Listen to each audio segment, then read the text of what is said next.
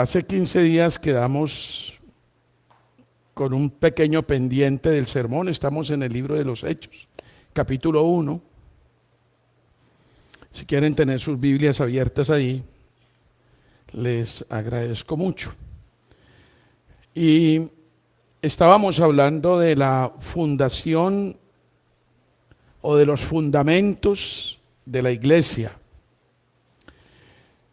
Y la iglesia, pues yo les decía, palabras más, palabras menos, está fundamentada o está fundada sobre una verdad profunda,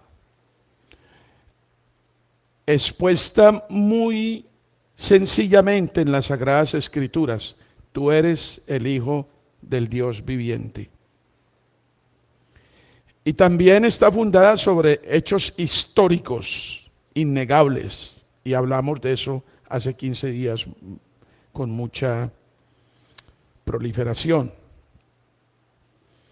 Y también tenemos que decir que está sostenida por el Espíritu Santo. La iglesia funciona, la iglesia permanece, la iglesia estará aquí hasta el fin del mundo por el poder del Espíritu Santo. A pesar de que se la ha querido erradicar y combatir desde su nacimiento hasta el día de hoy, pero la iglesia, según la promesa de Cristo, estará en este mundo siendo testiga de Cristo hasta el fin.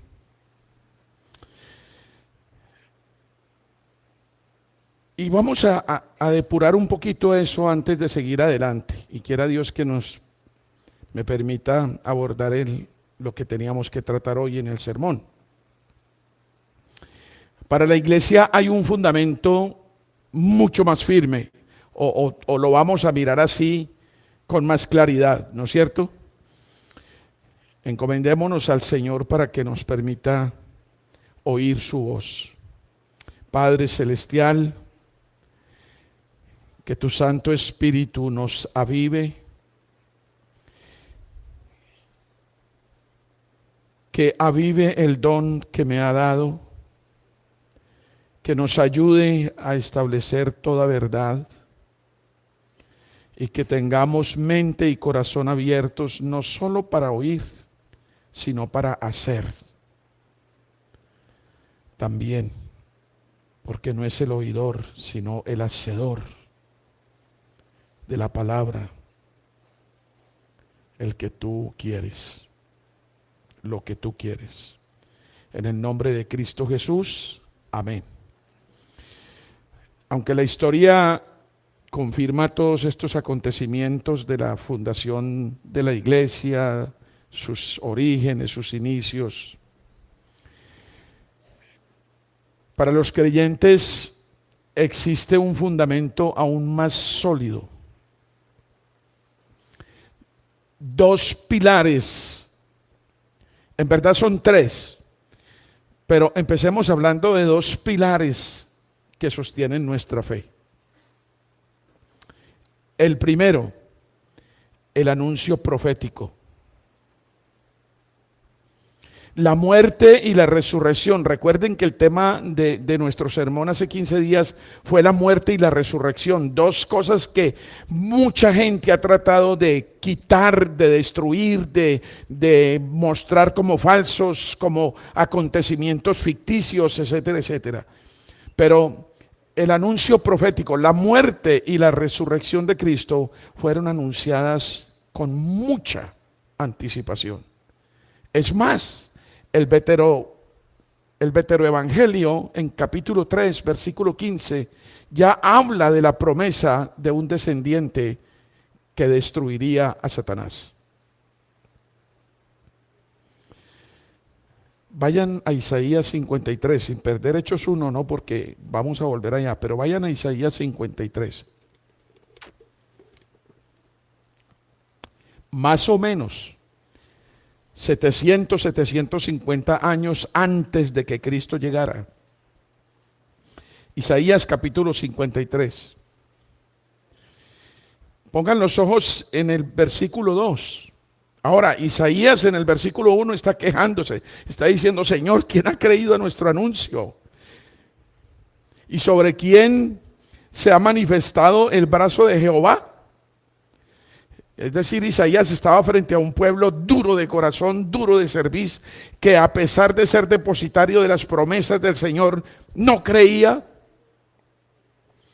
Dice en el versículo 2, subirá cual renuevo delante de él. Indiscutiblemente sabemos quién es el renuevo, ¿no? Subirá cual renuevo delante de él y como raíz de tierra seca. No hay parecer en él, ni hermosura. No son cosas externas. Le veremos, mas sin atractivo para que lo deseemos o para que le deseemos. Versículo 3. Miren lo que está diciendo Isaías 700 años antes.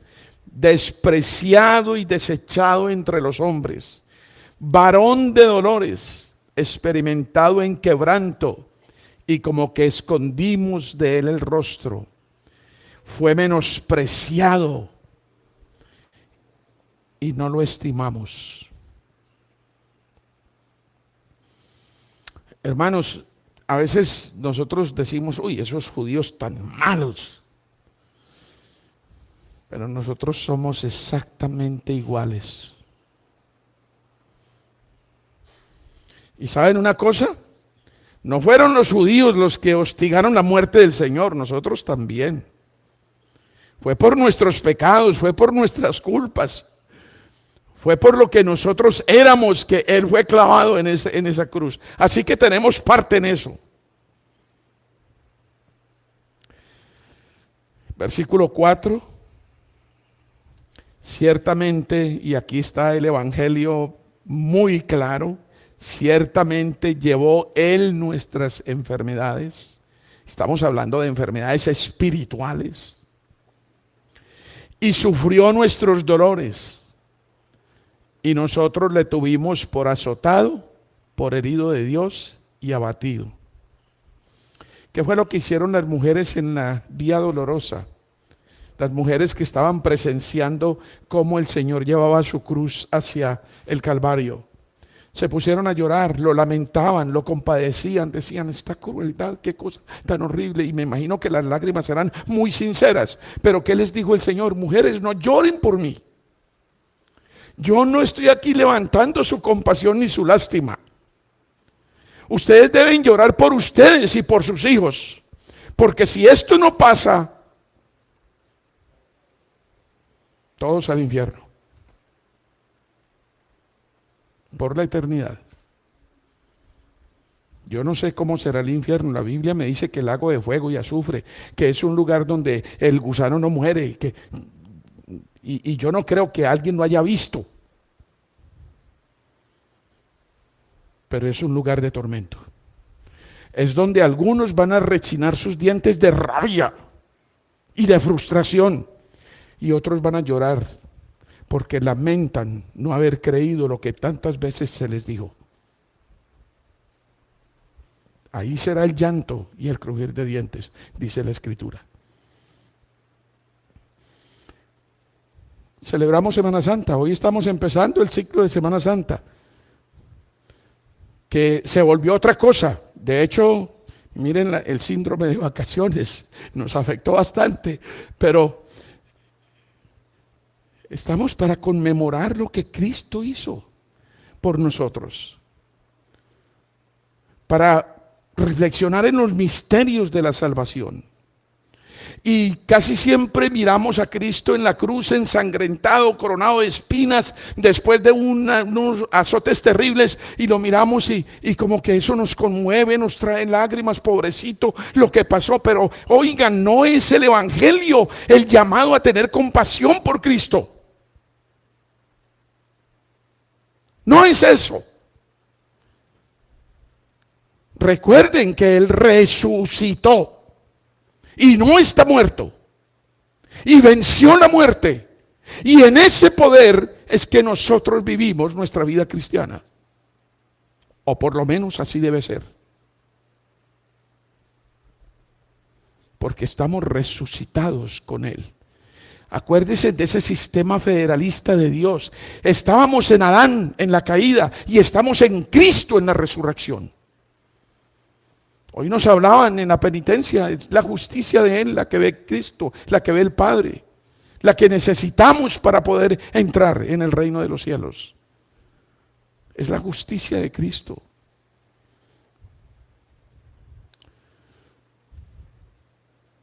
Pero a veces nos contentamos con verlo herido por nuestras rebeliones, molido por nuestros pecados, como dice el versículo 5 aquí.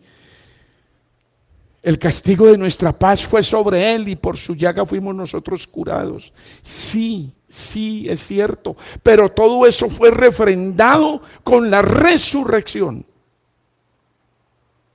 Porque Él vive, nosotros también viviremos. Y hay otra verdad en este texto de Isaías: 700 años antes de que Cristo viniera, todos nosotros nos descarriamos como ovejas, cada cual se apartó por su camino, mas Jehová cargó en él el pecado de todos nosotros. La bendita doctrina de la sustitución en este pasaje de Isaías, 700 años antes de que todo eso ocurriera. Nosotros tenemos la fe fundada en el testimonio profético. Por eso la importancia de la Biblia, y por eso la importancia de amar la Biblia, y por eso lo interesante de ver la Biblia como una sola cosa, una sola historia, una sola verdad, una revelación progresiva, continua, que apunta a un mero objetivo de Dios. Versículo 7, aquí en el texto que estamos leyendo: angustiado él y afligido, no abrió su boca, como cordero fue llevado al matadero, y como oveja delante de sus trasquiladores, enmudeció y no abrió su boca. Saltémonos al versículo 11. Ahí en la casa ustedes pueden leer todo el texto, ¿no es cierto? Pero saltémonos al 11. Miren lo que dice Isaías 700 años antes de Cristo. Verá el fruto de la aflicción de su alma, y quedará satisfecho. Por su conocimiento justificará mi siervo justo a muchos y llevará las iniquidades de ellos. Sigue con la doctrina de la sustitución.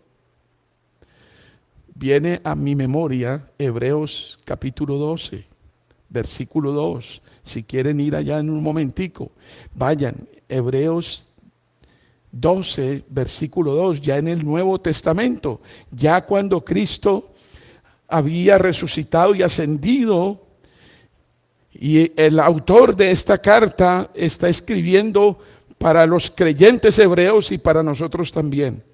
Hebreos 12:2, vamos, ayúdenme. Puestos los ojos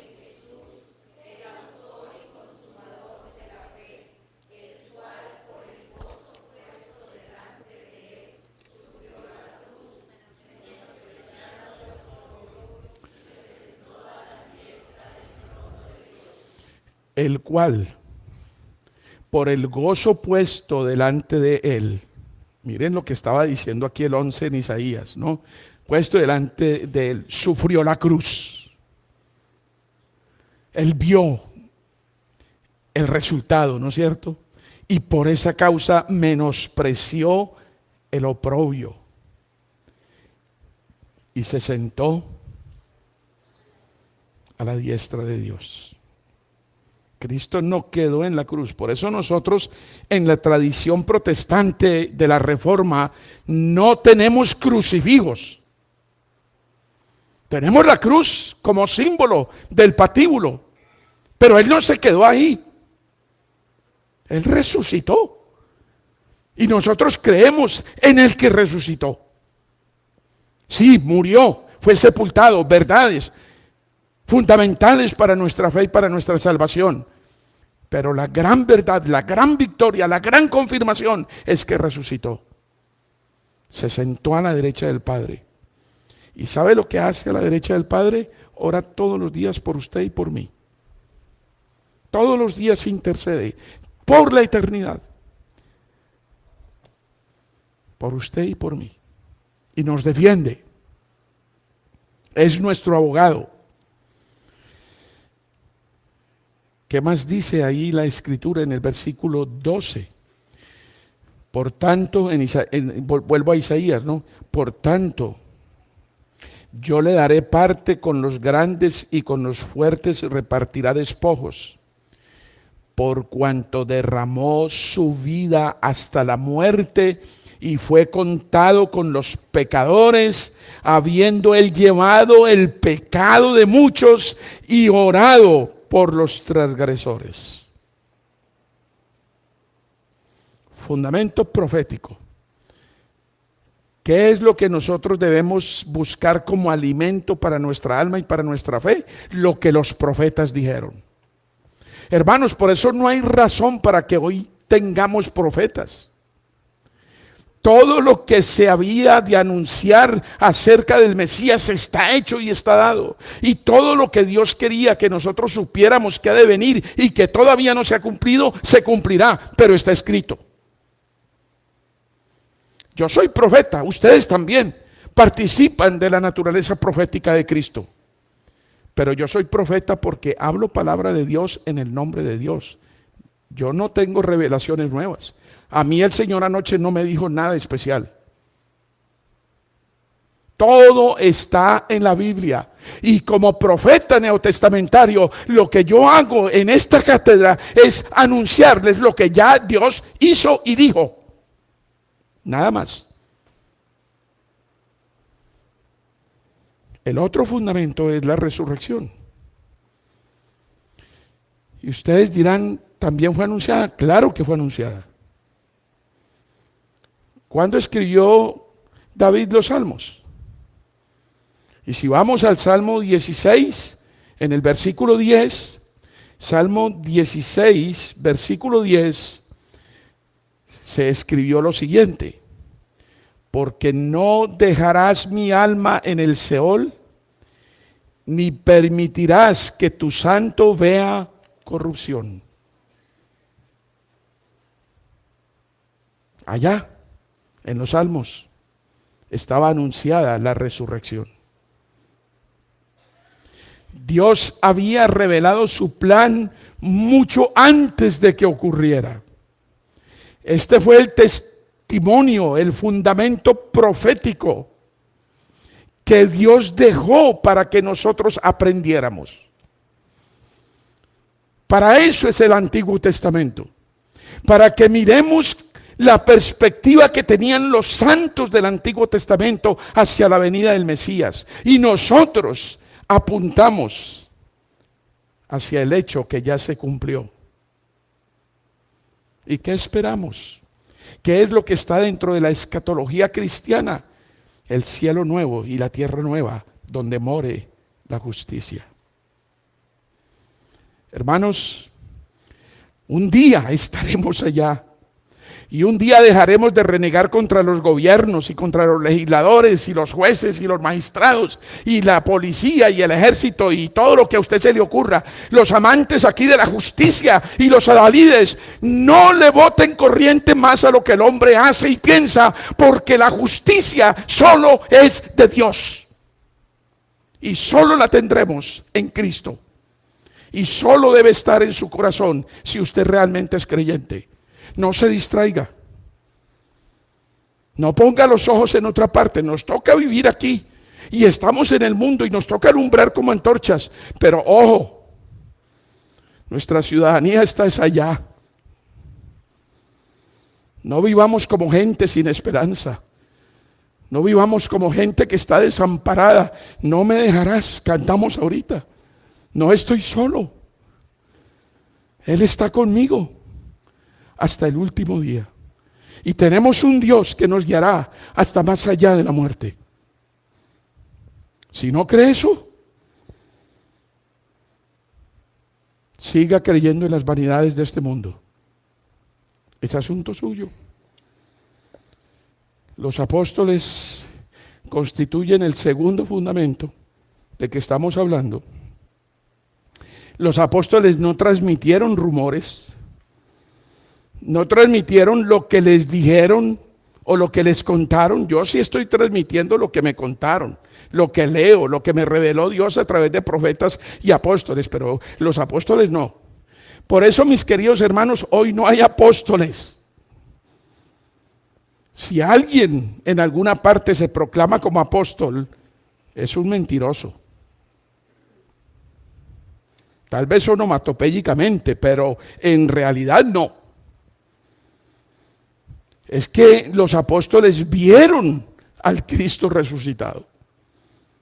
Ellos lo vieron. Y por inspiración del Espíritu Santo escribieron lo que escribieron, para que nosotros tuviésemos un testimonio firme, verdadero en la Biblia. Él resucitó. Él entró triunfante a Jerusalén y le batían palmas y le cantaban el hosana en las alturas. Bendito el que viene en el nombre del Señor. Él entró como rey a Jerusalén en un acto público multitudinario, porque era necesario testigos oculares de lo que iba a ocurrir en Jerusalén. Hoy celebran los católicos romanos el día de Ramos. Pero nosotros debemos fijar los ojos en el propósito que Cristo tuvo cuando hizo esa entrada intencional a Jerusalén. Es que nosotros no creemos cosas que se inventó alguien. Nosotros creemos hechos reales que tienen testigos en la historia. En Primera de Juan, capítulo 1, versículo 1. Carta que cito muchas veces. Dice así. Yo los invito a leer, pero si leen con entusiasmo, con pasión, con chispa, ¿no? Porque es que esto es vida. Primera carta de Juan, capítulo 1, versículo 1. Vamos, acompáñenme, ayúdenme. Lo que era...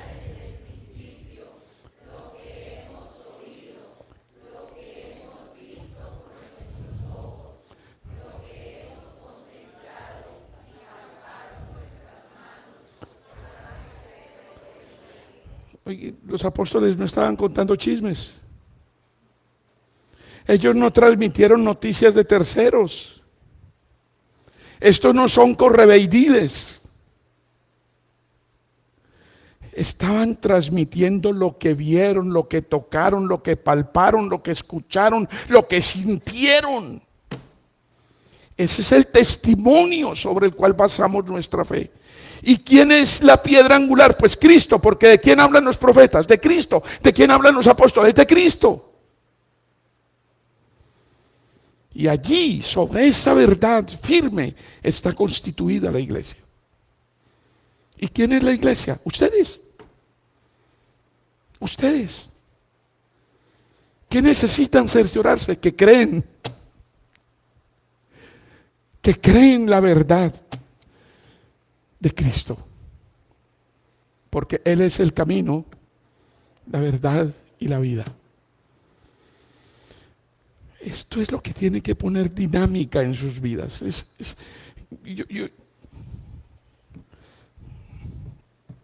¿Cómo hago?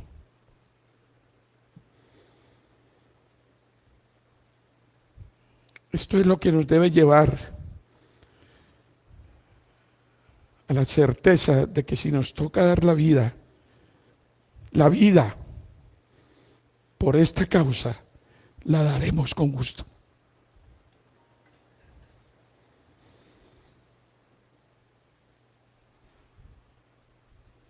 Es una desgracia que los cristianos hoy se desgasten en otras pasiones, en otros pensamientos, en ideologías humanas, y descuidemos una verdad tan grande, única, cósmica, eterna, inmutable. Y por esto no damos mucho. De hecho, vivimos ocupados.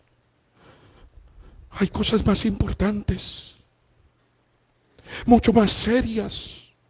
Por Dios, no puede haber nada más importante que esto. No puede haberlo. No puede haberlo. Cuando entendemos lo que Cristo ha hecho por nosotros, cuando entendemos el magnífico plan de Dios para nosotros, solo debe haber una explosión de gratitud en nuestro corazón y de consagración, porque es el único que no nos engaña, el único que no nos defrauda, el único que nos causa el bien perfecto. Lo que hemos oído, dicen los apóstoles, lo que hemos visto con nuestros ojos y palparon nuestras manos. Por eso la iglesia está fundada sobre este testimonio. No son fábulas, no son rumores, son hechos. Vayan por favor a Efesios 2:20, otro versículo que necesitamos memorizar, que necesitamos traer cada rato a nuestra mente y a nuestro corazón. Efesios 2:20. Miren lo que dice ahí la palabra de Dios. Y cuando ustedes leen Efesios, como toda la Biblia, pero Efesios, si quieren ver teología, soteriología, profecía, vayan a Efesios. Efesios 2:20, todos, por favor, todos. Efesios 2:20. Edificados sobre el fundamento de los apóstoles y profetas, siendo la principal piedra del ángulo Jesucristo mismo. Vamos a repetirlo como con más ganas, porque miren muchachos y muchachas, o muchachas y muchachos, como se debe decir. Entonces, edificados sobre el fundamento de los apóstoles y profetas, ¿no? Vamos a leerlo de nuevo, con entusiasmo. Edificados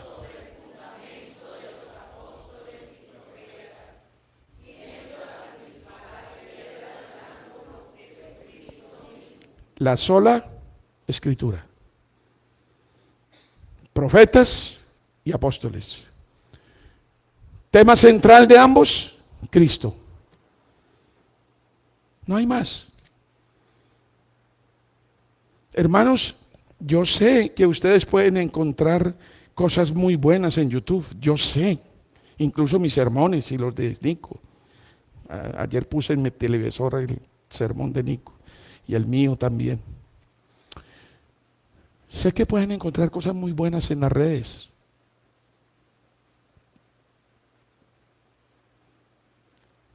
Pero solo necesitan su Biblia. Eso es suficiente.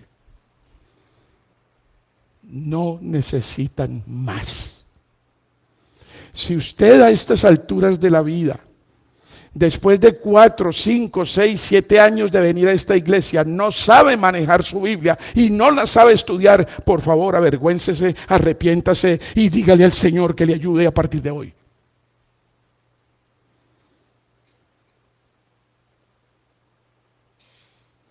Yo seguiré suplicándoles que estudien la Biblia. Seguiré rogándoles que por favor la amen. Seguiré ofreciéndoles oportunidades para que la estudien, para que se preparen.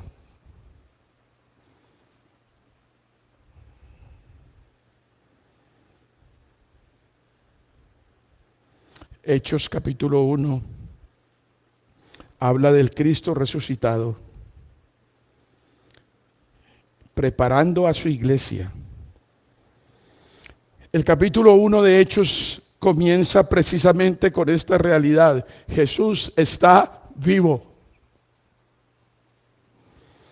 Después de su resurrección, se apareció a sus discípulos, les habló del reino de Dios y les dio instrucciones antes de ascender. ¿Qué les dijo? Miren el versículo 4 en Hechos. Ahora sí, vayan a Hechos, finalmente. Capítulo 1. Vayan al versículo 4. Les ordenó ¿qué? Que no salieran de Jerusalén, sino que esperaran la promesa del Padre. La misión de la iglesia depende del Espíritu Santo. Jesús les dijo que serían bautizados con el Espíritu Santo. Recibiréis poder cuando haya venido sobre vosotros el Espíritu Santo.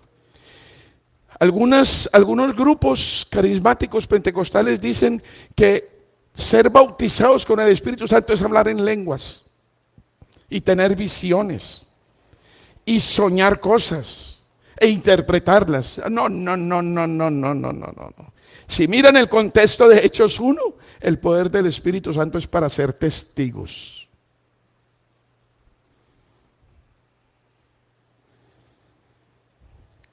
Era para tres cosas esenciales. Esta llenura, este bautismo en el Espíritu Santo, era para tres cosas esenciales. Primero, capacitarlos para testificar de Cristo. Es muy impresionante cuando el Sanedrín arresta a Juan y a Pedro y les preguntan: ¿en qué autoridad ustedes hicieron esto, la curación del cojo? ¿Se acuerdan? Y ellos le dicen: en el nombre de Jesucristo, a quien vosotros crucificasteis. Ya no tenían miedo. Ya podían hablar con el Sanedrín cara a cara. Porque el Espíritu Santo había imprimido el poder para testificar de Cristo, para ser testigos. Segundo, el objetivo del Espíritu Santo es para iluminar el entendimiento con la verdad del Evangelio. El Señor Jesucristo había dicho: el Espíritu Santo vendrá y Él os recordará todo lo que yo os he dicho. Y tercero, el Espíritu Santo en nosotros es para santificar nuestras vidas, como santificó las vidas de los apóstoles, para servir a Dios con entrega total. ¿Saben lo que significa ser testigo? En griego, ya que Rubén está estudiando griego, y en griego significa mártir. Me seréis mártires. Mártires quiere decir entregarán su vida por mí y para mí. Bien lo dijo Cristo: el que gana su vida, la pierde. Y el que pierde su vida por causa de mí, la gana. Pero como no lo queremos oír, y muchas veces ni entendemos qué es eso. Pero miren ahí en capítulo 1 de Hechos, el versículo 8. Pero recibiréis poder cuando haya venido sobre vosotros el Espíritu Santo, y me seréis testigos en Jerusalén, en toda Judea, en Samaria y hasta lo último de la tierra. Voy a terminar con esto porque así termino la introducción de mi sermón. Y permítanme unos minuticos más y ya nos vamos, ¿no es cierto? Recibiréis poder cuando haya venido sobre vosotros el Espíritu Santo. Principio fundamental para la iglesia. Este pasaje nos enseña algo fundamental. La iglesia no avanza por iniciativa humana. Segunda cosa, no avanza por estrategias, talentos o fuerza propia. La iglesia avanza por la obra soberana del Espíritu Santo. Vayan al libro de Zacarías, por favor. Otra vez los profetas. Vayan al libro de Zacarías. Capítulo 4. Zacarías 4, versículo 6. Zacarías 4:6. Entonces, ¿ya encontraron o no? Zacarías 4:6. Entonces respondió y me habló diciendo: esta es palabra de Jehová a Zorobabel, que dice: no con ejército ni con fuerza, sino con mi espíritu, ha dicho Jehová de los ejércitos.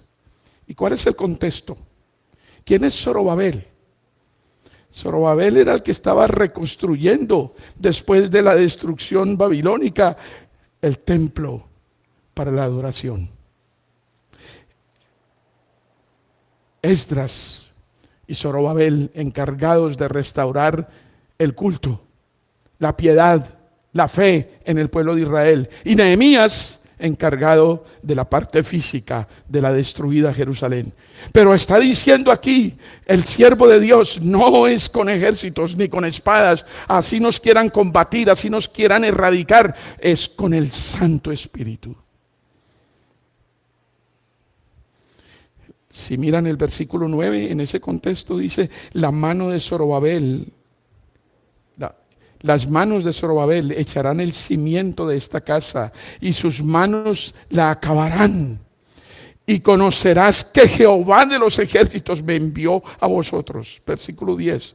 Porque los que menospreciaron el día de las pequeñeces se alegrarán y verán la plomada de en la mano de Zorobabel.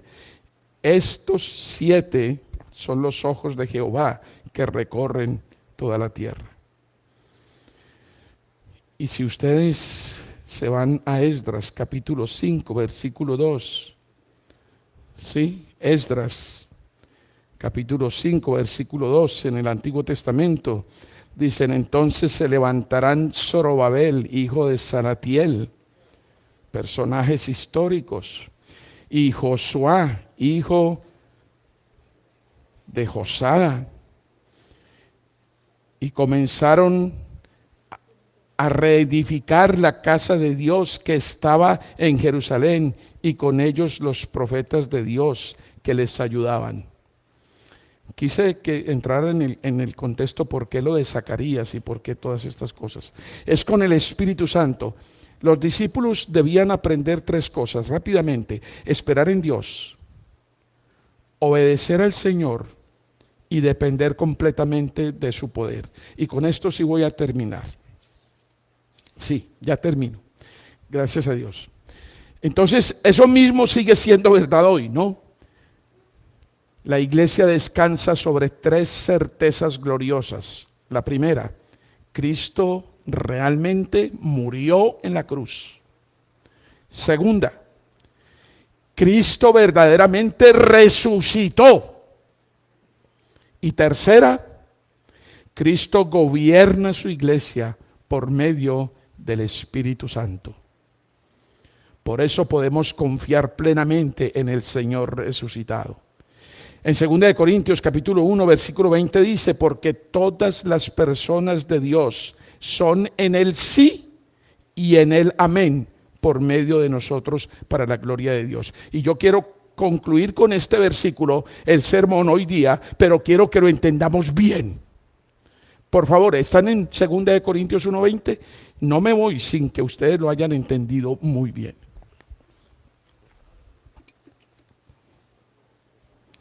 Segunda de Corintios 1:20, ¿sí? Me ayudan a leerlo con entusiasmo, pero hoy yo no sé por qué. Hace 8 días fue un culto glorioso. ¿Hoy qué pasa? Vamos a leer con convicción, con certeza, como dijo Valentina ahora que estábamos cantando. Segunda de Corintios 1:20. Todos, vamos, ayúdenme. Porque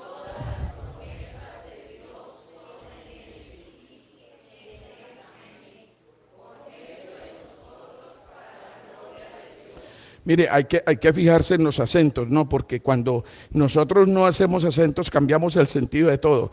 Porque todas las promesas de Dios son en Él, sí. Y en Él, amén. Eso sí, por ahí sí, ¿no? ¿Saben qué? Me encantó la versión en la nueva versión internacional. La Biblia nueva versión, me encantó. Se los voy a leer. Ese mismo versículo dice, miren, para que lo comprendamos.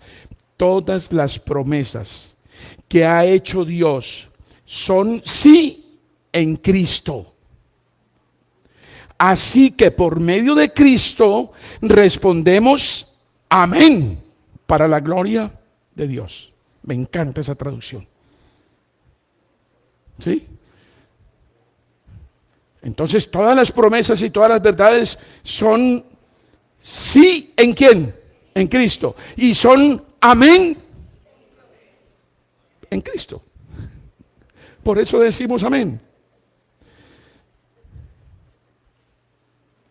Respóndame como tienen que responderme.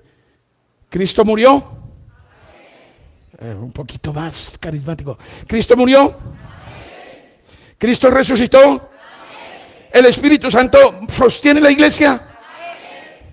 Vayan y vivan sus vidas, porque tienen todo el poder de Cristo en ustedes.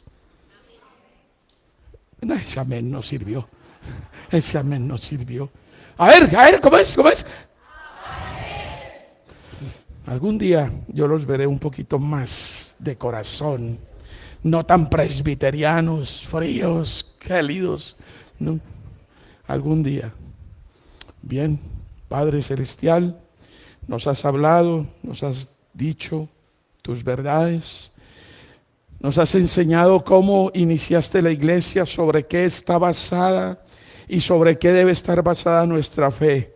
Aumenta nuestra fe, aumenta nuestro conocimiento y ayúdanos a confiar en ti, porque tú eres bueno y tu palabra es verdad.